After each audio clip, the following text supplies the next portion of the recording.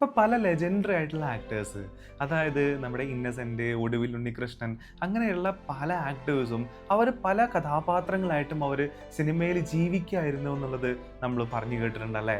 അപ്പോൾ ഈ 2025-ലും നമ്മൾ കാണുന്ന സ്ക്രീനിലുള്ള കഥാപാത്രങ്ങൾ അവർ യഥാർത്ഥത്തിൽ അങ്ങനെ ജീവിക്കായിരുന്നോ എന്ന് തോന്നുന്ന രീതിയിലേക്കുള്ള ഒരു സിനിമ നമുക്ക് കിട്ടിയാൽ എങ്ങനെയുണ്ടാവും?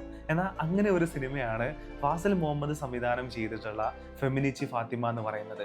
ഇതൊരു സോഷ്യൽ സറ്റയറിക്കൽ ആയിട്ടുള്ള ഒരു സിനിമയാണ്. അതായത് നമ്മുടെ ഈ പറയുന്ന ഗ്രേറ്റ് ഇന്ത്യൻ കിച്ചൺ പോലെയൊക്കെയുള്ള ഒരു സിനിമ.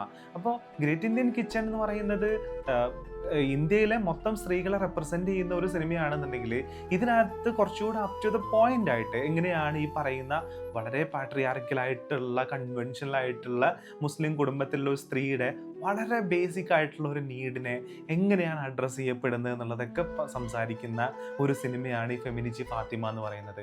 അപ്പോൾ ഇതിലുള്ള ക്യാരക്ടേഴ്സ് യഥാർത്ഥത്തിൽ ആ സിനിമയിൽ ജീവിക്കുന്ന പോലെയാണ് നമുക്ക് തോന്നുക.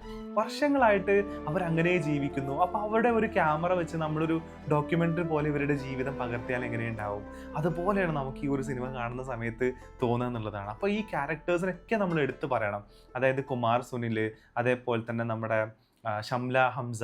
അപ്പോൾ ഇവർ ഈ കഥാപാത്രങ്ങളൊക്കെ നമ്മളിങ്ങനെ ജീവിക്കുന്ന പോലെയാണ് നമുക്ക് തോന്നുക എന്നുള്ളതാണ്. ഇപ്പം ഞാൻ വരുന്നത്, എൻ്റെ ഒരു ബാക്ക്ഗ്രൗണ്ട് എന്ന് പറയുന്നത് ഈ മലബാർ അല്ലെങ്കിൽ ഈ ഒരു മലപ്പുറം ഏരിയയൊക്കെ ആയതുകൊണ്ട് തന്നെ എനിക്ക് വളരെ റിലേറ്റ് ആയിട്ട് തോന്നും ഈ ഒരു കഥാസന്ദർഭവും ഈ ഒരു കഥാപാത്രങ്ങൾ എന്നുള്ളതാണ്. അപ്പോൾ നിങ്ങൾക്ക് ഈ ഒരു സിനിമ കാണാൻ നിങ്ങൾക്ക് എന്തെങ്കിലും ഒരു അവസരം ഉണ്ടെന്നുണ്ടെങ്കിൽ നിങ്ങൾ ഒരിക്കലും ഇത് മിസ് ചെയ്യരുത്. കാരണം അത്ര ഒരു എക്സ്പീരിയൻസ് ആണ് ഈ ഒരു സിനിമ എന്നുള്ളതാണ്.